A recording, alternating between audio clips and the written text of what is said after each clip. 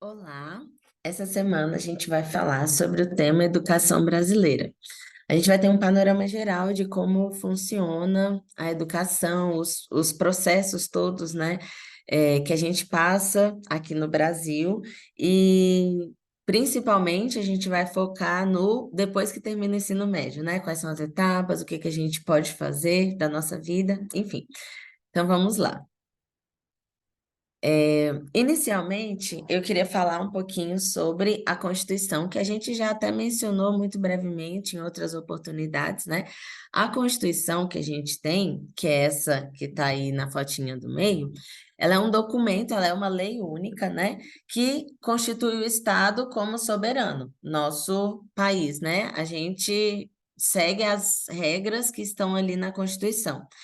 E quando a gente vai ver todo o processo da criação da Constituição, né, foi o povo que construiu, né, foi o povo que criou toda essa, com base em sugestões, opiniões, criou essas regras, né? E, inclusive, na Constituição, a gente tem várias coisas associadas aos nossos direitos. A gente escolhe os nossos representantes, a gente limita os poderes deles, né? Eles não podem tudo que eles quiserem. O nosso Estado é dividido em três poderes, né? E lá na nossa Constituição, a gente tem alguns direitos fundamentais, que são meio que direitos de todo mundo, todo brasileiro, e um dever do Estado fornecer esses direitos, né? Dar essa oportunidade para a gente, em um cenário ideal, claro. E claro que novas leis podem ser criadas periodicamente, mas elas nunca podem ir contra a nossa Constituição, que é a nossa lei mais importante. A Constituição que a gente segue hoje, ela é de 1988, é a sétima Constituição criada, né, aqui no Brasil, mas ela é a primeira democrática. E, olhando para os direitos fundamentais, um deles é o direito à educação. Mas a gente tem que entender direitinho o que está escrito, né, para a gente poder correr atrás desses nossos direitos. O que que fala, né, sobre a educação? A gente tem que pensar que a Constituição é um livrinho que tem tudo, todos os nossos direitos de tudo, não só da educação. E ela é um livrinho razoavelmente pequeno, se a gente for parar para pensar em todas as leis. E a gente vai tendo leis que vão complementando à medida que a sociedade vê alguma necessidade. É, e aí, sobre a educação de uma forma geral, está escrito que todo mundo tem direito à educação e é um dever do Estado fornecer essa educação para a gente. Outra coisa que tem lá são alguns artigos que falam muito superficialmente sobre algumas coisas, e à medida que a gente foi criando outras leis, essas leis não podem contradizer esses artigos, mas elas vão explicar, especificar com um pouco mais de detalhes. Muito bem, então vamos lá. Um tempo depois, mais especificamente em 1996, foi criada a LDB, que é a Lei de Diretrizes e Bases da Educação. É um livrinho também que vai detalhar, especificar essas leis com base nas poucas páginas da Constituição que mencionam a educação. Então, no que se refere à organização, na LDB, ela dividiu a educação em duas competências, né? A educação básica e a educação superior. A educação básica, ela está associada, lá na LDB está tudo explicadinho sobre como tem que ser os métodos pedagógicos, a trajetória do aluno durante esses anos, né? Quais são as etapas que estão ali relacionadas à educação básica. E as etapas são educação infantil, ensino fundamental e ensino médio, que é onde vocês estão. E a segunda, competência é a educação superior. E a educação superior, ela tem um caminho muito grande também, né? Antigamente era comum a gente pensar assim, na época dos meus pais, por exemplo, né? Ah, eu vou fazer só ali, terminei o ensino médio e tá tudo certo, terminei o que eu tenho que fazer. Mas hoje em dia a gente vê que a gama, a responsabilidade é muito maior, né? E as opções, as oportunidades também ampliaram muito, ainda bem. Então, a gente pode terminar o ensino médio, fazer uma profissionalização técnica, fazer uma graduação, que pode ser um bacharel ou uma licenciatura, fazer uma especialização depois de fazer a graduação, né? Eu posso me especializar em alguma área dentro daquilo que eu resolvi trabalhar. Eu posso fazer um mestrado, que é uma especialização com um pouco mais de tempo e mais profundidade, um doutorado, que é depois do mestrado, e o pós-doutorado. Normalmente, essas pessoas que aprofundam muito na educação superior, elas seguem uma carreira acadêmica, né? Mas várias profissões vão abrindo novas portas quanto mais você continua a sua educação superior, para além da graduação, né? Muito bem. Bom, quando a gente olha para a educação básica de uma forma geral, existe um documento chamado BNCC, que é a Base Nacional Comum Curricular, que define como que tem que acontecer. Vai definir o que que a gente tem que estudar, como que isso tem que ser implementado nas instituições, né? Fala também de se eu não seguir um currículo comum, né? Eu posso, depois de mais velha, voltar a estudar, e aí fala sobre educação de jovens e adultos, educação profissional, tecnológica, que vocês fazem uma parte, né, aqui na ETC. Fala também sobre como tem que ser educação inclusiva. Na verdade, todas as escolas devem ter educação inclusiva. A gente não tem mais essa ideia de uma escola separada para pessoas com alguma necessidade diferente, até para a gente promover a integração dessas pessoas, né? A gente também comentou sobre isso algumas vezes durante o semestre. E o que é indispensável o estudante alcançar em cada etapa? Então, terminei, sei lá, o ensino fundamental, o que que eu tenho que ter alcançado ali no final do ensino fundamental? Terminei o ensino médio, o que que tem que ter alcançado ali no final, né? E aí, de tempos em tempos, algumas mudanças vão sendo feitas. Hoje a gente tem os ciclos no ensino fundamental, né? As séries no ensino médio, e mais ou menos o que que a gente tem que sair de cada momento, com qual aprendizado, né? Qual conteúdo. Também é definido na BNCC a carga horária, e a maneira que a gente deve trabalhar esses assuntos. Então, a gente vai falar agora da educação básica de uma forma geral, começando pela educação infantil. A educação infantil é a primeira etapa, ela é para ser oferecida para pessoas, né, de 0 a 5 anos e 11 meses, a quase 6 anos, né? Em 2017, as práticas pedagógicas mudaram um pouco, e aí a gente criou os eixos norteadores, que é meio que criança tem que aprender brincando. Apesar de que muitas escolas, principalmente particulares, não, enfim, não levam isso tão a sério, já começam a dar provas e tudo mais. Existem vários estudos que comprovam o que que é melhor para essa etapa, né? E que sim, a gente consegue aprender brincando. E isso é muito bom quando a criança tem a oportunidade de passar por esse processo, né? Na BNCC, inclusive, na LDB, está escrito que o Estado tem que oferecer, mas não coloca obrigação de oferecer para todas as pessoas. Inclusive, é por isso que é super difícil, às vezes, achar vaga em creche, porque, diferentemente do ensino fundamental e médio, que é obrigatório o governo oferecer para qualquer pessoa que queira fazer, então tem que aumentar o número de escolas, tem que contratar mais professores, a educação infantil não tem essa obrigação. Então, assim, no mundo ideal, a gente conseguiria alcançar todas as crianças de 0 a 6 anos? Sim, mas infelizmente o governo ainda não consegue. Então, acaba que muitos pais têm que pagar, né, uma creche, alguma escolinha infantil separada, porque às vezes o governo não consegue alcançar, e não é obrigação, porque não está como uma lei oferecer para todas as pessoas, e acaba que o governo se respalda por trás disso, né? Quando a gente olha para a segunda etapa, que é o ensino fundamental, a gente tem aí a etapa mais longa, ela dura 9 anos, né, o ensino fundamental. Ele é dividido em duas fases, tem de primeiro ano ao quinto ano, depois do sexto ao nono, né? E é dividido também por 5 áreas do conhecimento, e essas 5 áreas, elas continuam no ensino médio, né? É, seguindo essa mesma linha, né, dessas divisões. E, de uma forma geral, não existe uma regra do que tem que ser ensinado em cada ano, mas tem uma regra do que você precisa sair do ensino fundamental sabendo. E aí eu trouxe aqui, nessa partezinha rosa, segundo a LDB, que é aquele documento que eu falei para vocês, o aluno tem que sair do ensino fundamental sabendo. Eles resumiram em 4 tópicos, né? O primeiro tópico, o desenvolvimento da capacidade de aprender, tendo como meios básicos o pleno domínio da leitura, da escrita e do cálculo.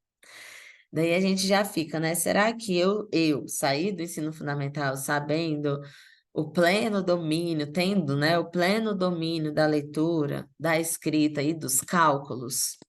Muitas vezes não, né? E aí, como acontece isso da gente às vezes sair de uma etapa sem alcançar essas necessidades, isso vai causando prejuízos no futuro, né? A gente vai entrando às vezes no ensino médio com alguma defasagem, aí para reestabelecer isso às vezes é bem complicado. Segundo tópico, a compreensão do ambiente natural e social do sistema político, da tecnologia, da arte e dos valores em que se fundamenta a sociedade. Ou seja, compreender o ambiente que a gente vive, a sociedade que a gente vive, nosso local, nosso lugar, né, nessa sociedade.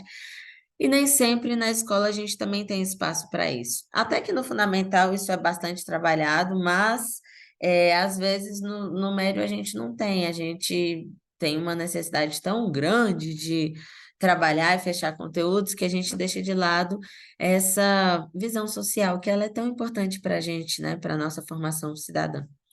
O desenvolvimento da capacidade de aprendizagem, tendo em vista a aquisição de conhecimentos e habilidades e a formação de atitudes e valores. Então, trabalhar também essa parte de quais são os conhecimentos que eu tenho que ter, quais são as habilidades para que eu seja uma pessoa com atitudes e valores dentro da minha sociedade. Também nem sempre tem espaço. E o quarto, o fortalecimento dos vínculos de família, dos laços de solidariedade humana e a tolerância recíproca. Menos ainda, né? Normalmente, assim, até que no fundamental às vezes tem o dia da família e tal, até para dar um check aí nesse tópico, mas o quanto que isso é fortalecido durante todo o processo, né? Da gente reforçar os nossos vínculos com a família, os nossos laços sociais. Então, na teoria é muito bonitinho, mas nem sempre na prática o ensino fundamental engloba, consegue trabalhar todas as coisas que deveria trabalhar. E aí, pra gente, antes da gente passar, eu queria falar de outras 2 coisinhas aí do ensino fundamental, que é a prova Brasil, que é meio que um Enem, enfim, só com caráter avaliativo, que algumas escolas fazem de tempos em tempos para ver como que está o nível de aprendizado em cada uma das 5 áreas de conhecimento. E a partir desses resultados é que saem as pesquisas, né, do governo, e aí fala, tantos por cento dos alunos do ensino fundamental têm domínio ou não têm domínio de uma determinada área, enfim. E aí a gente vê o tanto que é discrepante, às vezes, o ensino numa escola pública, particular, a gente também já conversou sobre isso. E o Enseja, que é uma oportunidade de alunos que, teoricamente, pela idade, já deveriam ter terminado o ensino fundamental, ou seja, 16 anos ou mais, mas que não concluíram, e eles podem fazer gratuitamente, entrando no site do Enseja, do governo, e fazer essa prova. Ela acontece uma vez por ano, normalmente ali do meio para o final do ano. E se você alcança uma pontuação mínima em cada uma das áreas, você sai com um certificado de conclusão do ensino fundamental, mesmo sem ter cursado todo o ensino fundamental. Muito bem. Agora a gente vai para o ensino médio, que é onde vocês estão, né? Quando a gente olha para o ensino médio, a gente tem aí a última parte da educação básica, né? De uma forma geral, uma coisa que mudou bastante o ensino médio foi a Lei 13.415, que foi implementada em 2017, que é a que vocês vivem, o novo ensino médio, né? Definiu a ampliação do tempo mínimo de aulas, formação geral básica, itinerários formativos e projetos de vida como partes obrigatórias do ensino médio. O ensino médio, pela LDB, tem duração mínima de 3 anos, então, se alguma escola quisesse, por exemplo, oferecer um ensino médio em 4 anos, ela poderia, mas não conheço nenhuma aqui no Brasil que faça isso. E a gente, teoricamente, tem que sair do ensino médio com esses 4 tópicos, né? A finalidade do ensino médio é alcançar esses 4 degraus. Primeiro, a consolidação e o aprofundamento dos conhecimentos adquiridos no ensino fundamental, possibilitando o prosseguimento do estudo.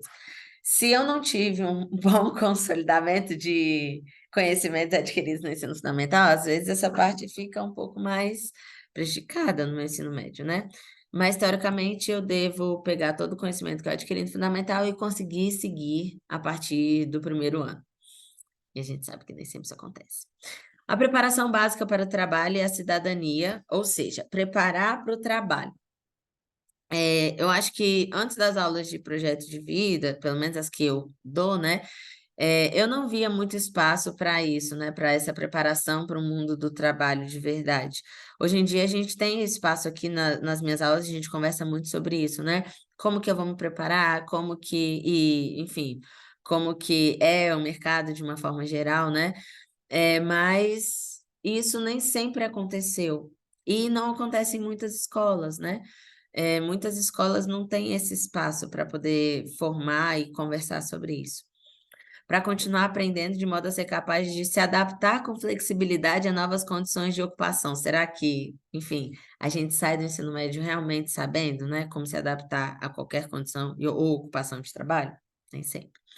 O aprimoramento do educando como pessoa humana. E isso também eu busco muito trabalhar em projeto de vida. Trabalhar a gente como ser humano, né? Como que a gente pode ser melhor? Como que a gente pode evoluir? Aceitar e entender todas as diversidades, né? É, formação ética e o desenvolvimento da autonomia intelectual e do pensamento crítico. Não simplesmente aceitar o que alguém fala, mas questionar, né? E isso é o pensamento crítico e a compreensão dos fundamentos científicos tecnológicos nos processos produtivos relacionados à teoria com a prática do ensino de cada disciplina. E isso é muito voltado para cada disciplina mesmo, né? Então, assim, não simplesmente dar o conteúdo como a maioria dos professores faz, mas qual é a aplicação? Onde isso existe no mundo de verdade, para além das 4 paredes da sala de aula, né? Então, teoricamente, isso é o que deveria ser trabalhado no ensino médio, e a gente não está aqui para julgar, estou aqui só para passar informação para vocês, mesmo que nem sempre funcione dessa forma. Com relação a cursos técnicos, a gente tem 3 tipos de cursos técnicos. A gente tem o curso técnico integrado, que nessa categoria o ensino médio é parcialmente substituído pelo curso técnico, que é o que vocês fazem aqui. Então, vocês têm 3 dias de aula na escola e 2 dias de aula em cursos técnicos, né, aqui. Então, vocês fazem um curso técnico integrado e complementa a carga horária com esse curso técnico. Ao concluir, você recebe o certificado de conclusão do ensino médio e o diploma de formação técnica, se você passou em todas as disciplinas, né, e tudo mais. A gente tem um segundo curso técnico, que ele é um curso técnico externo. Eu curso as minhas matérias na escola normal, a minha carga horária, mas num contraturno eu faço algum curso técnico concomitante, ou seja, ao mesmo tempo que eu estou fazendo a escola, o ensino regular, básico, eu faço um curso técnico até com mais horas, normalmente, né? E eu também, ao final, pego esses 2 certificados, mas nesse caso do curso técnico externo, eu só posso pegar o certificado do curso técnico depois que eu terminar o ensino médio. E existe também o curso técnico profissionalizante, que acontece para aquelas pessoas que já terminaram o ensino médio e querem uma formação técnica. Normalmente, esses cursos duram um pouco menos do que uma graduação, mas eles também são muito bons e também abrem muitas portas, né? Inclusive, aqui na escola técnica, a gente tem a maioria dos nossos alunos que fazem cursos técnicos, eles não estão no ensino médio, eles já terminaram, né? Então, eu posso realizar qualquer curso técnico, independente da minha área, enfim, assim que eu terminar o ensino médio. E eles podem ser presenciais ou à distância, enfim, tem uma gama aí de possibilidades. Muito bem. Agora a gente vai falar sobre 3 portas de entradas para a graduação, porque eu acredito que muitos de vocês queiram fazer um curso superior, e aí a gente vai entrar na educação superior, que é o segundo tipo de formação. Eu tenho a formação básica e a educação superior. Vamos responder essas perguntas com relação a essas três avaliações. Primeiro, o que é o PAS? O PAS é um programa de avaliação seriado, ou seja, vai ter 3 provas que você vai fazer, cada uma ao final de uma etapa do seu ensino médio, e essas provas vão estar relacionadas apenas ao conteúdo que você estudou naquele ano. Então, no primeiro ano, a prova do PAS 1 só tem assunto do primeiro ano, no segundo ano pode acumular, primeiro e segundo ano, mas predominantemente matéria do segundo ano, e o terceiro ano, a mesma coisa. Como que funciona? Ao final de cada ano, você faz a prova, é isso, né? Quando sai o edital? Normalmente ele sai ali para agosto, e aí, só para dar uma informação importante, alunos do ensino da escola pública têm direito a fazer gratuitamente, desde que enviem documentos comprovando que são alunos de escolas públicas, né? Nem precisa ser de baixa renda. Basta você ser de escola pública que você tem isenção, mas aí você tem que enviar uma documentação, tá bom? Como é a prova? No PAS 1 é uma prova de 100 questões, 100 itens, certo e errado. Se você marca uma errada, ele anula uma certa. O PAS 2 é 110 itens e o PAS 3, 120 itens, englobando todas as disciplinas. Nenhum item tem peso a mais que outro. Tem uma parte de mais ou menos uns 10 itens que são de línguas estrangeiras, aí você opta por inglês, espanhol ou francês. E o restante dos itens englobam todas as outras disciplinas: matemática, química, física, biologia, português, geografia, história, filosofia, sociologia, e também tem uma redação para ser feita em cada uma das etapas. Quem pode participar? Bom, aí vem uma novidade. Há 2 anos mudou. Antigamente só poderia fazer, por exemplo, a prova do PAS 1 quem estivesse no primeiro ano. Há 2 anos, isso mudou. Ou seja, qualquer pessoa que já terminou o ensino médio, inclusive, ou que está no segundo ano, tá no terceiro, pode fazer a primeira etapa. Mas aí, a partir daí, a segunda etapa eu faço se eu fiz a primeira, e a terceira etapa se eu fiz as outras duas. Existe a possibilidade de eu passar fazendo só a segunda e a terceira etapa, mas isso se eu tiver no segundo ano e fizer a segunda etapa, e o terceiro ano fizer a terceira etapa e tiver uma nota suficiente. Tem que ver também como que vai ser o edital de cada ano, né? Mas isso vai estar sempre escrito se você pode ou não fazer outras etapas sem ter feito as anteriores. Mas de uma forma geral, se eu hoje quiser fazer a prova do PAS, eu posso fazer a prova do PAS 1 e ano que vem a do PAS 2 e a outro ano do PAS 3, e concorrer para as mesmas vagas que os alunos do ensino médio. Pois é, isso gerou um pouco de polêmica quando mudou, mas enfim, é assim que está hoje. Quando que é o ingresso? Normalmente quem passa pelo PAS uma parte entra no meio do. O PAS é para a UNB exclusivamente, Universidade de Brasília, né? Uma parte dos alunos aprovados entram no começo do ano e a segunda parte entra no meio do ano, só que já no começo do ano eles já sabem que vão entrar, então eles vão ter 6 meses ali sem fazer nada, né? Esperando para poder chegar a vez deles de entrar. Para quais campos? Os 4 campos da UNB, daqui a pouquinho tem um slide mostrando onde que eles ficam, né? Sistema de concorrência, a gente tem cotas, a gente tem alunos de baixa renda, cotas raciais, cotas indígenas, cotas de deficiência, então tem várias cotas que é importante você ver se você se enquadra em alguma para talvez ver se vale a pena esse sistema de concorrência. Quantas vagas? E aí vem uma coisa muito importante: metade das vagas da UNB hoje em dia são para o PAS, o muito, que é muito mesmo. Então, assim, não existe dúvida que o PAS é a melhor forma de entrar na Universidade de Brasília. Vou dar um jump ali para o vestibular da UNB. Ele é bem parecido, mas ele é uma prova que acontece só uma vez e engloba todo o conteúdo do ensino médio. Como que funciona? São 2 dias de prova, com 90 itens em cada um dos dias, e novamente, muito parecido com o PAS, uma errada numa certa. Também tem uma redação para fazer. Um dia, linguagens, humanidades e redação, e no outro dia, ciências da natureza e matemática. Bem parecido, nesse aspecto é parecido com o Enem. Quando que sai o edital? Segundo semestre também, quem pode participar? Qualquer pessoa que terminou o ensino médio. Quando que é o ingresso? Os alunos que passaram no vestibular, normalmente eles entram no meio do ano, mas aí tem que ver, cada edital muda, porque tem mudado muito nos últimos anos, principalmente depois da pandemia. Para quais campos? Mas também tem entrada no começo do ano, enfim, tem que dar uma lida mesmo. Quais campos? Os 4 campos da UNB também. E sistema de concorrência, os mesmos do PAS. Quantas vagas? 25% das vagas da UNB são para o vestibular. Então, é muito pouco, né? Se a gente for ver, por exemplo, o curso de medicina, que são 36 vagas por semestre, só 9 são de vestibular, do vestibular. Então, é bem pouquinho. E o Enem? O Enem. O Enem é uma prova que acontece uma vez por ano, também normalmente ele é em novembro.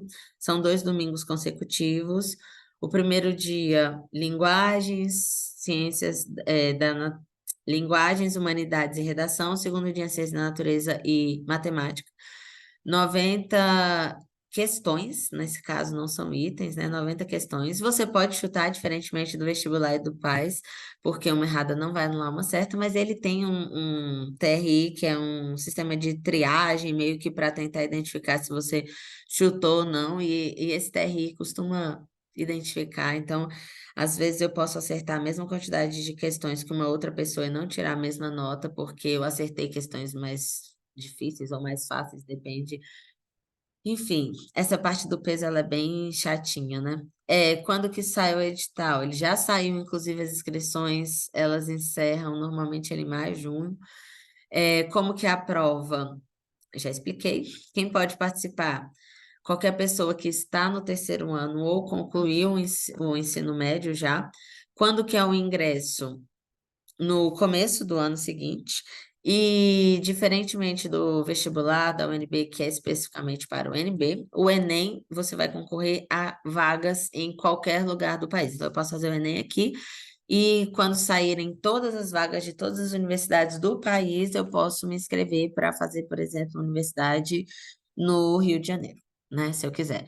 Então, eu vou concorrer com todo o Brasil para todas as vagas de todas as universidades públicas, tá? Diferentemente dos vestibulares que são específicos para aquelas faculdades, né? Para aquelas universidades.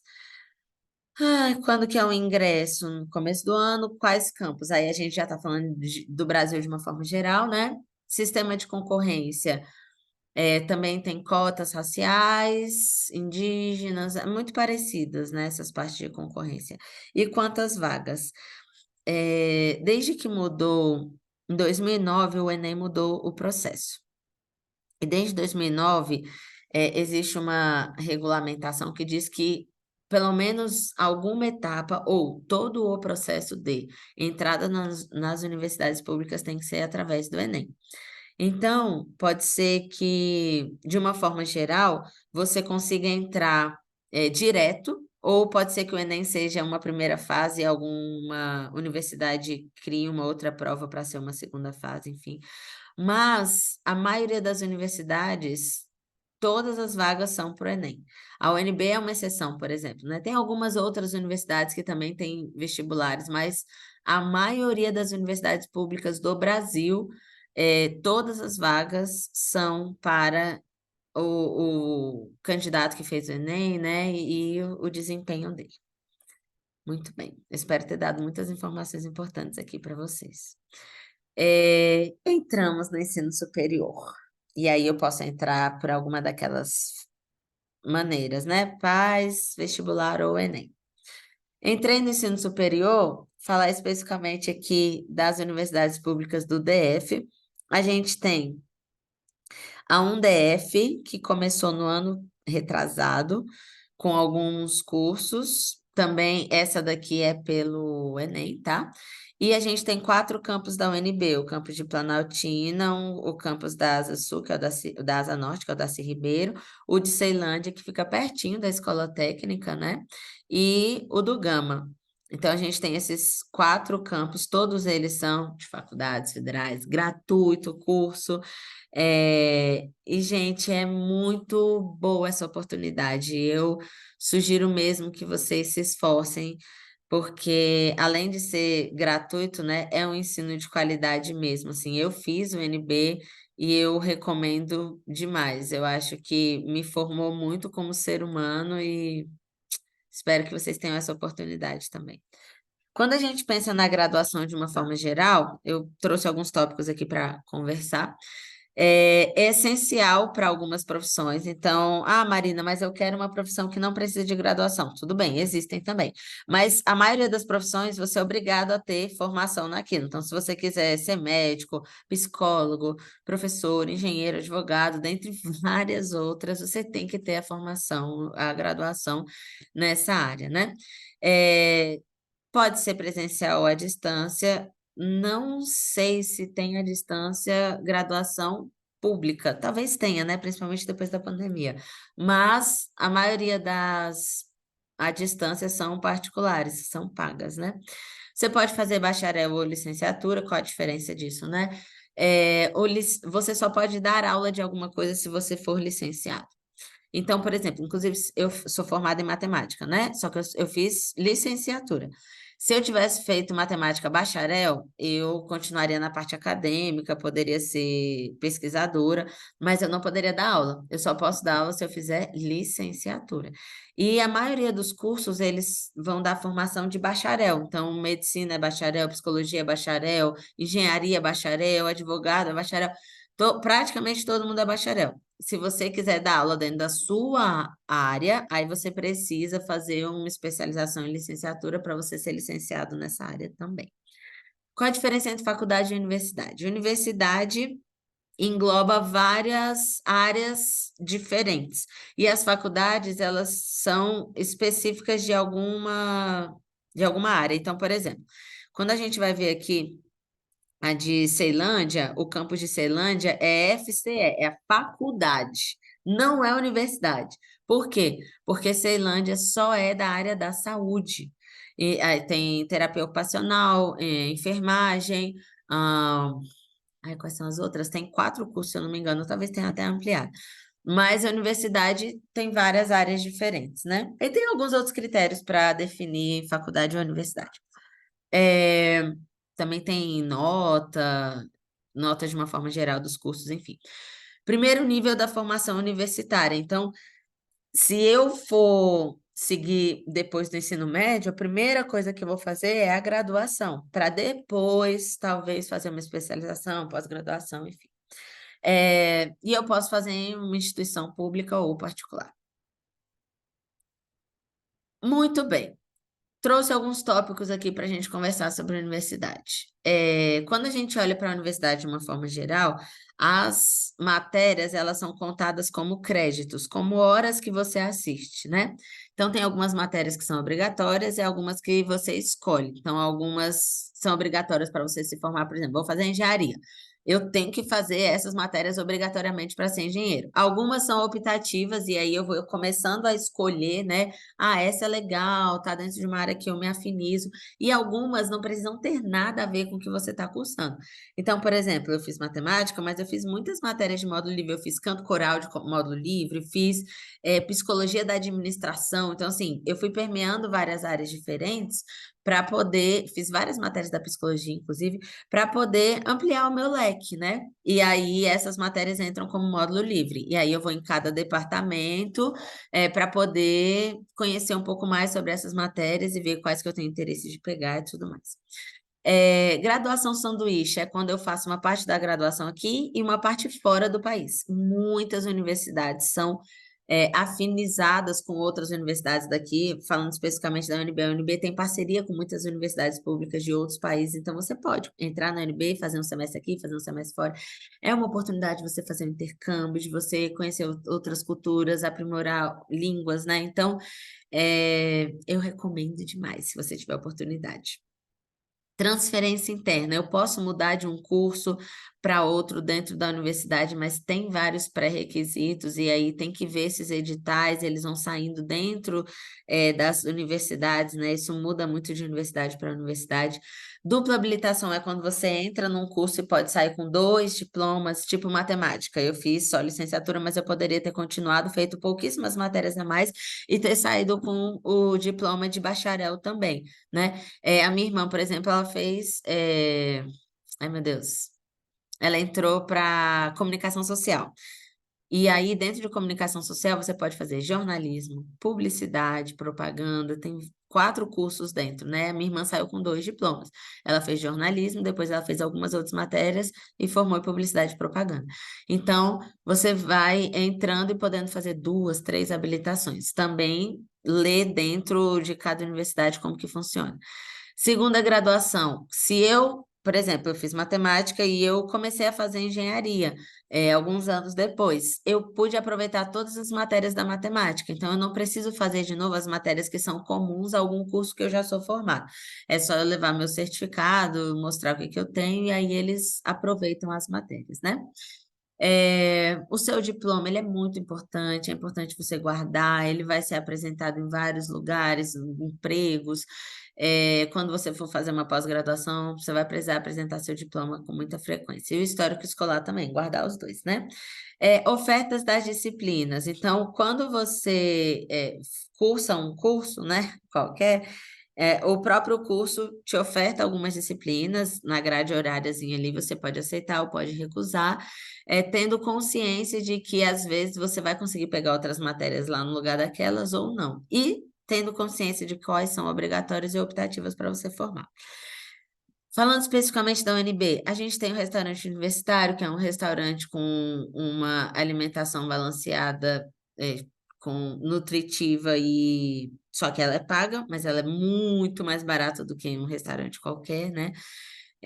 Tem várias alas lá dentro, bem legal. Tem a casa do estudante universitário para aquelas pessoas que não têm, por exemplo, algum aluno da UNB que é de outro estado. E aí ele veio para cá para estudar, ele não tem renda, ele é baixa renda, ele não tem condição de se manter, alugar algum lugar, então tem o céu para ele poder morar. A gente fala assim. Tem os apartamentos funcionais, que são dos professores, bem legal também.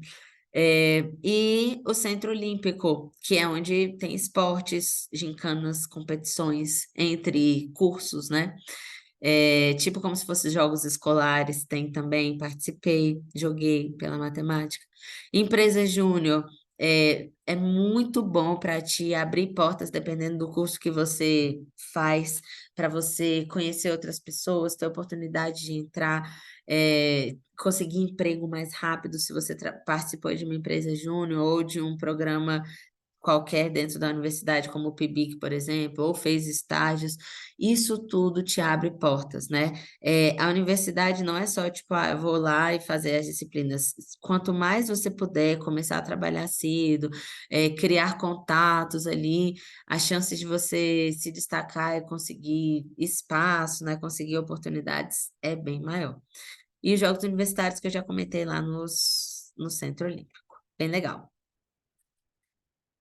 Para a gente encerrar, terminei a graduação, eu tenho 2 oportunidades de me pós-graduar, né? Continuar estudando. Ah, Marina, mas para que que eu vou continuar estudando, odeio estudar? Porque quanto mais certificados, mais especializações você tem, maiores são as suas chances de ascender no seu emprego, né? Subir, conseguir cargos melhores, enfim. Então, o primeiro tipo de pós-graduação é o lato sensu, que eu posso fazer só uma especialização, ideal para quem entende a importância de estudar, mas que não vê como uma prioridade, ou não pretende se especializar naquela área, né? Normalmente você precisa ter um domínio razoável de inglês, mas você quer novas chances dentro da sua área. Então, sei lá, você fez engenharia ambiental e faz uma especialização em, sei lá, ah, emissão de carbono. E aí você tem essa especialização, pode te abrir outras portas que às vezes o seu curso por si só não abriria. O MBA, você precisa dominar bem o inglês ele é para quem gosta de estudar um pouco mais, os assuntos são mais voltados para a sua área, não é de uma forma tão superficial, e tem principalmente para quem busca cargos maiores em grandes empresas, né? Mas os dois, eles têm uma duração não tão... uma duração de um curso ali de 360 horas, e que você consegue organizar ali para fazer em 1, 2 anos, enfim. Agora, o estrito sensu, a gente tem o mestrado, doutorado e pós-doutorado. É muito mais acadêmico, é muito mais conteudista, né? Então, você terminou a graduação, você faz um mestrado, ele pode ser profissional voltado para a sua área, ou um mestrado acadêmico. Depois do mestrado, você faz o doutorado e o pós-doutorado. À medida que você vai fazendo isso, essas etapas, né, você vai se especializando cada vez mais na sua área. Normalmente os salários aumentam se você tem mestrado. Por exemplo, tenho mestrado em matemática, mestrado profissional, estrito sensu. E o fato de eu ter mestrado profissional fez o meu salário, por exemplo, da Secretaria de Educação aumentar. Não muito, mas aumentou. É, diferente de alguns professores que não têm mestrado. Deixa eu ver o que mais aqui que é legal. O doutorado, ele é muito para pesquisa mesmo, né? Ele vem depois do mestrado e o pós-doutorado mais ainda, né? Nos dois, você precisa dominar bastante o inglês, porque muitos dos livros, eles estão em inglês, a gente não tem em português tantas coisas de tantas áreas diferentes, né? E você precisa dedicar uma parte, então, assim, do seu tempo. Então, às vezes, ele é um pouco mais difícil de fazer para aquelas pessoas que precisam trabalhar, não conseguem estudar, porque você precisa realmente dedicar, são muitas horas, né? Também são certificados muito mais valorizados do que o lato sensu, né? Se você tem uma pós-graduação estrito sensu, ela é mais bem vista, mais valorizada, enfim. Então, gente, essas são as etapas aqui no Brasil. Muitas coisas são parecidas em outros países. É legal vocês saberem, porque quanto mais você estuda, maiores são as suas chances aí no seu mercado de trabalho. Espero ter ajudado vocês. E aí, de uma forma geral, explicar o dever de casa, né? Cada um vai ficar responsável por pesquisar em um estado diferente, que eu vou mandar para vocês, cada aluno, qual estado que vai ficar. É, 6 coisinhas, né? Vocês vão escolher uma universidade pública daquele estado e, você vai dizer a sigla da universidade que você escolheu. 2, a localização dela no mapa. 3, curiosidades ou informações sobre essa universidade. Então, você pode dizer quando que ela foi fundada, quantos cursos ela tem, quantos campos ela tem, enfim, curiosidades ou informações sobre aquela universidade. Apresentar algum dos cursos de graduação que tem lá. Então, minha sugestão é você focar no que você quer fazer, se você já sabe o que quer fazer. Então, por exemplo, quero fazer psicologia. Então, sorteou a Universidade do sorteou para mim o estado do Sergipe. Aí eu vou pesquisar qual a universidade pública do Sergipe. Bababá. Tem curso de psicologia lá? Aí você vai colocar alguns cursos de graduação. Além de psicologia, tem. Aí você coloca lá, tem direito, tem engenharia, blá, blá, blá, blá. Vai escrever alguns cursos que tem nessa universidade específica que você está pesquisando. Aí, com relação a um dos cursos, que é o de psicologia, que é o que eu quero fazer, por exemplo, eu vou escrever algumas disciplinas que eu tenho. E eu estou passando esse dever para vocês conseguirem pesquisar e entender um pouco mais sobre como funciona, porque às vezes tem alguns alunos que falam, eu gosto de vários cursos, mas eu não sei qual fazer. Às vezes, só de você pesquisar a disciplina que aquele curso estuda, você já vai saber se você quer mesmo fazer aquele curso ou não, né? Então, vou lá, psicologia, grade horária do curso de psicologia. Você vai ver, tem estuda isso, estuda isso, estuda isso, aí vocês vão anotar quais são as matérias que estudam, não precisa colocar todas. E o sexto, pesquisar alguma especialização. Então, terminei o curso de graduação de psicologia, por exemplo, quero fazer um mestrado. Será que essa universidade tem um mestrado, um doutorado, uma pós-graduação em psicologia? E aí você vai colocar qual é essa especialização lato ou estrito associado ao curso que você escolheu. beleza? Isso é para a gente aprender a pesquisar sobre os nossos cursos e depois vocês podem estender essa pesquisa para outras oportunidades quando vocês estiverem pensando em algum outro curso, beleza? Então é isso, gente. Agora que vocês já assistiram a aula, vocês podem ver aí no livro todas as etapas que a gente passou e fazer o dever de casa. Muito obrigada. E aí, em breve, a gente abre a outra unidade, a próxima unidade. Bons estudos aí para vocês.